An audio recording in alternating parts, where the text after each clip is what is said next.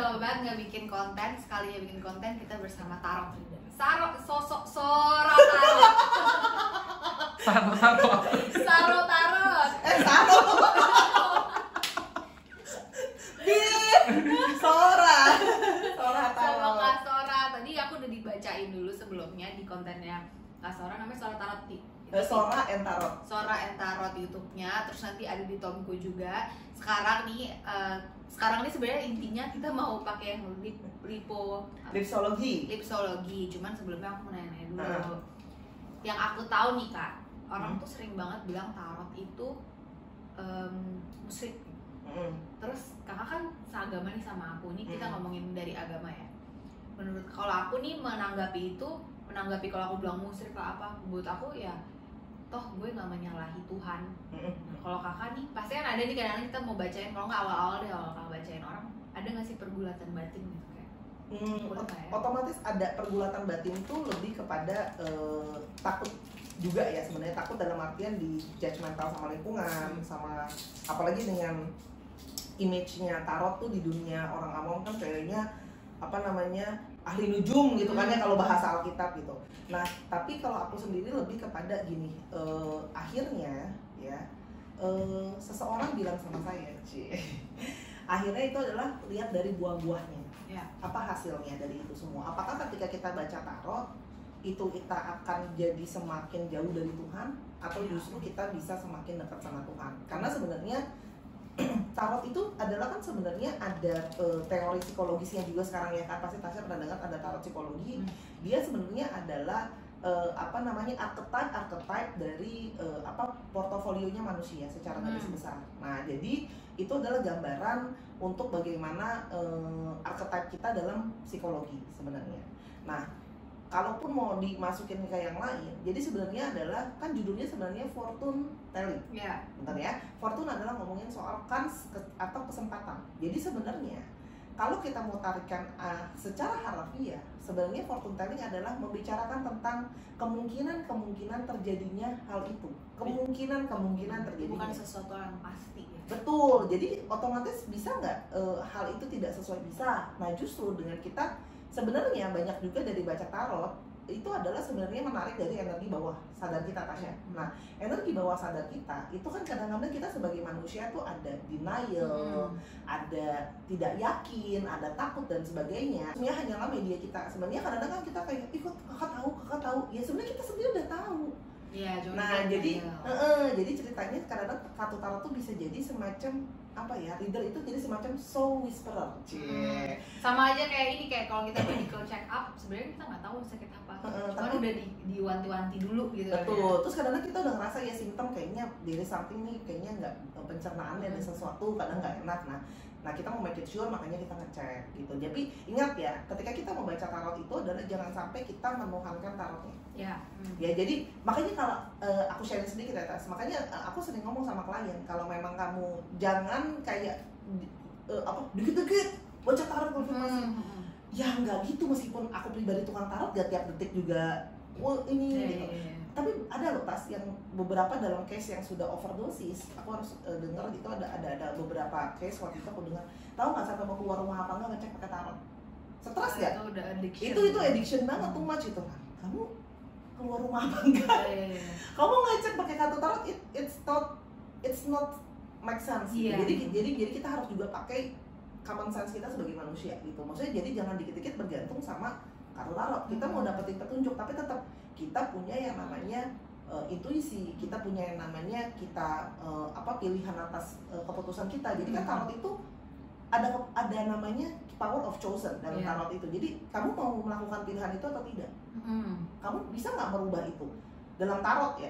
You have the power yang aku pelajari. Kamu bisa itu, kamu mengganti responmu. Gitu loh. Paling simpel contoh ya, Kak, aku kalau sama cowok ini gimana? Kan gitu ya, saya cewek nanya percintaan. Ya, oke, bisa lancar. Contohnya nggak lancar. Kenapa? Loh, tengah jalan sikapmu bagaimana ke pasanganmu? Ternyata tengah jalan sikapmu berubah sama dia. Gitu kan, tiba-tiba salah paham dan sebagainya. Dan ingat loh, kita kan punya respon itu. Nah, kayak gitu sih sebenarnya respon kita juga. Kadang-kadang orang tuh suka ini nih, udah dibacain misalnya, kamu nanti akan langgeng sama pacar kamu. nggak tahu di tengah-tengah dia putus, dia nyalain kita yang baca. Padahal kita kan ngebacain surat itu, dan itu nggak mungkin, jangan dijadikan itu Alkitab buat kalian gitu. Betul. Itu tuh akan ada proses di mana siapa tahu ntar lo yang selingkuh, ya orang selingkuh diputusin, wajar nggak sih? Betul. Ini nggak bisa juga itu dijadiin pakem hidup kalian. Nah justru kalau ada yang kurang baik dijadikan warning. Nah berarti kan oke, kenapa nih contohnya, oke nanti bisa putus, kenapa possibility-nya, oke apa salah paham dan sebagainya, itu kan bisa diperbaiki. Nah gitu, jadi jangan gunakan excuse atau putus gara-gara tarot bilang putus kak, berarti tidak aku putusin aja besok, ya nggak kayak gitu ya sayang gitu. Maksudnya justru kenapa possibility-nya ke arah sana, ada alasannya gitu loh ya. Seperti kan contoh ya, ini kalau kayak ramalan cuaca kan ada alasan secara saintifik kan. Cuma kan bedanya kalau dia kan ada alasan besok kemungkinannya hujan. Bisa nggak dia tiba-tiba nggak hujan? Bisa. Nah tapi kan sama dalam tarot juga sama. Oke, kita kasih tauin kenapa simptom-simptomnya kamu tuh bisa putus sama orang ini. Kita kan jelaskan. Dan kamu kan punya. Jadi dalam tarot itu sebenarnya adalah yang aku pelajari Tasya. Jadi menanyakan itu adalah how, bagaimana dan kenapa. Jadi bukan siapa, bukannya apa, jadi lebih kepada kamu tuh kenapa ini bisa terjadi. Jadi contoh ya misalnya kayak, kak aku kapan dapat kerja. Nah sebenarnya ini kenapa sih kamu kok belum dapat kerja. Kendalanya kenapa. Terus habis itu oke, bagaimana biar kita bisa cepat dapat kerjanya kak gitu. Jadi instead bukannya siapa yang akan meng-hire saya? Ya bisa siapa aja. Benar. Itulah salahnya orang. Aku juga sering kayak gitu kak. Orang tuh kadang-kadang nanya spesifik bagaikan kita tuh Tuhan. Kadang-kadang tuh ya di sini juga manusia gitu loh. Bedain loh sama terawangan, bedain. Beda. Oh iya, berarti tarot itu bukan menerawang kak. Dia membaca energi kita kan. Membaca pada hasil, tapi ingat loh, ada juga memang praktisi-praktisi memang dia sudah dasarnya bisa menerawang. Ada beberapa. Jadi otomatis tarot itu hanya medianya. Kayak aku ya berarti ya? Betul. Kayak Tasya kan misalnya contoh, Tasya pergi kemana kan Tasya tahu ya, kadang-kadang kita kan Tasya tahu kan penelusuran ada yang sering pakai kartu tarot di konfirmasi. Ya sebenarnya kan Tasya udah ini di sini ini. Cuman kan kita mau konfirmasi ada ini. Iya, jadi media untuk kita. Kalian tuh bisa lihat nih gini gitu. Gitu. Terus habis itu kan kamu mau memastikan bener nih sinkron sama energi ke kartunya kita gitu. Jadi itu sebenarnya media aja. Sebenarnya ada kan pasti memang yang dasarnya menurut bahasaku ya, dia kadang-kadang udah sakti Tas gitu. Jadi sebenarnya ya dalam tanda kutip itu ada macam-macam ya. Namanya itu aku bilang kelebihan dia. Jadi dia sebenarnya pakai kartu itu hanyalah media saja gitu. Tapi untuk mempermudah. Tapi artinya gini, dia itu dipelajari secara teorinya ada. Teorinya ada alasannya, dan dia kan banyak menggunakan simbolisme. Si tarot ini bisa dipelajari untuk siapapun ya? Bisa. Tapi aku harus mengakui, kita harus fair, saya harus fair. Menurut pendapat aku, sama seperti orang bermain bola. Kita pikir logikanya Tasya, orang dengan anggota tubuh yang lengkap, main bola itu cuma ditendang kok. Siapa semua orang nggak bisa nendang? Kita punya kaki kalau lengkap ya, nendang ke arah sana. Tapi kok ada orang yang kayak David Beckham, dia sudah ada bakatnya ke sana. Betul. Bener nggak? Benar. Ada juga yang kayak mungkin ya kayak dulu papa saya ya main di komplek rumah juga kalah mulu bapak saya. Contohnya, bener nggak? Nah itu kan otomatis bakat mempengaruhi. Aku harus fair. Semua skill yang ada itu pasti bakat mempengaruhi. Bener. Makanya aku juga suka bilang kalau orang kan ngomong, berarti bisa dong belajar ngebaca. Bisa. Cuman akan berbeda sama orang yang udah berbakat. Ya. Dimanapun pasti. Otomatis. Saya harus fair. Jadi proporsinya pasti 50-50. Nah, kamu bisa nggak kalau ya bisa, tapi sabar gitu loh. Kamu mungkin akan butuh waktu lebih lama. Kayak Tomku, dia kan memang dari kecil udah suka misalnya gambar atau apa, jadi bakatnya di sana. Nah, ini kan tarot nih udah banyak nih, tapi aku baru dengar ada orang baca dari bibir, bentuk bibir. Nah, sebelum kita baca, aku mau tahu Kak, itu dari emang ada ilmunya membaca dari bibir? Ada Tasya. Jadi namanya adalah lipsologi. Nah, dari kata-kata lips. Nah, jadi lips adalah bibir. Nah, jadi ini adalah ilmu untuk membaca personality seseorang melalui cap bibir. Nah, kalau Tasya tahu tulisan tangan kan grafologi. Nah, jadi ini ada penemunya Madam Bule ya dari Amerika. Nah, dia itu melakukan penelitian gitu ya. Dia belajar bahwa cap bibir kita itu adalah sebenarnya kan blueprint dari diri kita. Nah, jadi dari situ ternyata bisa kita mempelajari tentang personality seseorang. Nah, jadi personality seseorang, keadaannya seseorang kita bisa lihat dia sedang emosinya seperti apa. Terus habis itu mungkin ada possibility dia ada sesuatu kita bisa kasih tauin. Nah, hanya medianya menggunakan cap bibir. Nah, itu berarti yang dilihat itu ilmiah berarti kan, bukan berdasarkan intuisi kan? Ada itunya, ada panduannya ya. Berarti bisa kita pelajari nih. Bisa. Tapi itu yang dilihat garis bibir atau kayak kakak mungkin misalnya nggak baca nih ada bulat. Oh kalau bulat berarti dia gini-gini. Itu kan otak kita berarti bermain kan. Itu berarti intuisi. Kita melihat marksnya dan dia ada guidance ya. Betul. Ada artinya. Misalnya contoh ya, garis yang ada di sebelah sini artinya apa? Itu ada. Gitu. Itu harus diapain ya? Ya, tapi balik tadi kan Tasya bilang kalau orang udah bakat. Iya sih bener. Orang-orang udah bakat ya. Satu set praktek ya. Tapi ini belum rame ya di Indonesia. Belum begitu ya, karena kan apalagi orang tuh sering menganggapnya gitu ya, lipsologi itu adalah kayaknya fokusannya kayak main-main. Nah, jadi sebenarnya lipsologi itu dibuat untuk pendekatan yang lebih light. Nah, jadi kadang-kadang kan kalau orang langsung bisa kartu tarot, kadang-kadang kan kita langsung mereka keburu kayaknya takut gitu kan. Iya. Gitu.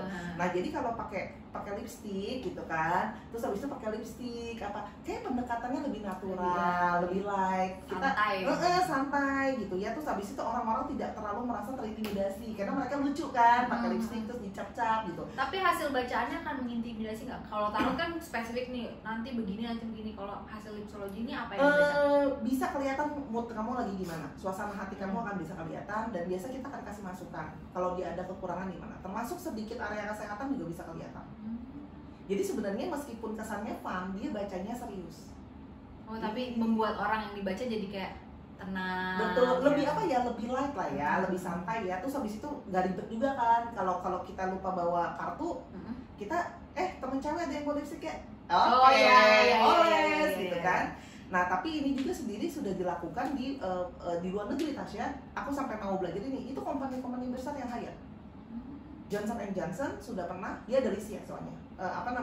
Company yang pernah hire dia, YSL. Nah, jadi itu gathering gitu ya. Kan fun gitu loh, ringan sambil kita pakai lipstick gitu. Jadi pembacaannya memang jauh dari tarot, pasti lebih light dan lebih medium ya saya bilangnya. Tidak ringan sekali, tapi untuk deep memang dia bukan ke sana gitu. Tapi aku rasa cukup lah, apalagi kalau untuk mengenal seseorang dari situ, it's a new way, unik gitu ya. Dan biasanya orang akan seneng gitu, lucu, apalagi kalau cewek-cewek kan, lucu gitu. Makanya aku pengen dibacain karena aku belum pernah dan nggak tahu kalau ada bisa bacaan bibir gitu. Aku tahu ya dari Tomku waktu itu karena ngeliat dia pakai lipstick ya. Agak shock gitu di video, lipstick nih orang. Soalnya Tasya sebenarnya kalau mau pakai lipstick pakai apa sayang? Ya kalau katanya Tomku mau pakai tinta Cina sih boleh juga, tapi kan udahannya kita bebusa bibirnya ya say. Atau itu mau pakai apa tuh yang capan di Clark itu mau? Ya itu tinta juga kan? Ya tinta bon itu mau. Oh iya tahu. Nanti mabuk, kamu masa begini tuh yang iya bener. Udahannya tuh biru-biru apa pakai belau ya boleh. Tapi kan kalau misalnya lipsologi itu misalnya nih, saat ini bibir aku kayak gini. Nah tiba-tiba mungkin nggak akan berubah bentuk itu. Bisa. Mungkin otomatis. Capnya hasilnya akan berbeda ya. Nah itu kan akan terpengaruh kadang-kadang dari keadaan psikologi seseorang. Oh berarti sebenarnya nggak sadar bibir kita juga bisa berubah ya? Capnya, bukan bibirnya. Karena yang kita baca itu bukan bibirnya. Cara ngecapnya mungkin. Capnya, hasil marksnya. Kenapa bisa beda ya? Kan bibirnya sama. Nah, itu kan pengaruh kita. Pada saat kita kondisi emosional, cara kita berpikir ada nggak yang berubah? Nah, gitu. Makanya aku sering bilang kalau orang aku bacain, aku biasanya aku tulisin tanggalnya, aku suruh dia simpan. Besok kalau pas kita baca lagi bawa, ntar kita lihat udah ada perubahan apa gitu. Contoh ya kayak di area kesehatan tuh bisa kelihatan Misalnya contoh kayak ini kayaknya makin parah nih keluhan kesehatannya, yang kayak aku bilang di Tomku kan aku ingetin. Nah tapi kalau misalnya udah mendingan, nanti maks itu kan akan berkurang atau hilang gitu. Nah kita bisa korelasi sama dia sebenarnya gitu. Tapi cukup seru sih karena lipsologi ini aku pernah di hire brand. Oh ya, di sini? Iya, di hire salah satu brand. untuk mengetahui karyawannya. Nah, jadi aku cerita sedikit ya sambil Tasya siap-siap. Ya untuk ini waktu itu ada brand lipstick dia mau launching lipstick baru. Nah aku dipanggil buat lipsology. Pertama-tama mereka ketawa, tapi ternyata pas udahannya mereka banyak juga yang akhirnya aku harus kasih tisu karena mereka ada yang nangis karena tidak menyangka gitu. So, salah satunya adalah yang aku masih ingat dia punya she has a problem with ternyata dia punya masalah dengan psikologi kamu butuh ini. Kelihatan ya? Kelihatan. Ini warnanya udah. Nah, harus yang nyata ya. Oh ya, kenapa harus yang nyata? Biar gampang ya matanya.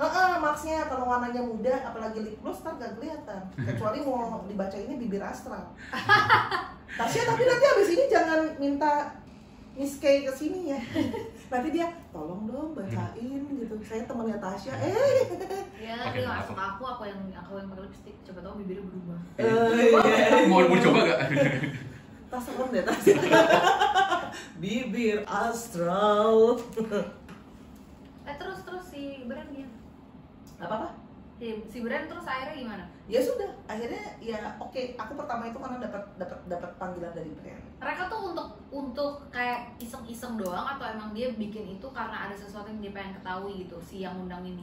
Part of entertainment tapi harus meaningful. Nah, jadi kan karena berhubungan dengan lipstick otomatis kan dia nggak mungkin manggil tukang badut Ancol kan, manggilnya Sora Tarot gitu. Karena dia dan ternyata semua pada exciting gitu karena lucu iya. Gitu.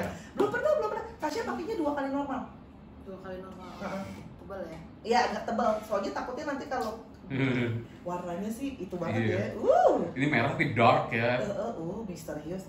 Like my soul. Oh iya, like my soul kata dia. Crimson okay. Tasya tapi nanti ini dibacain apa adanya boleh ya? Boleh. Nanti Tasya boleh edit bagian yang Tasya mungkin. Hidup aku emang kurang bermakna kok. Pakainya itu banget ya kayak apa?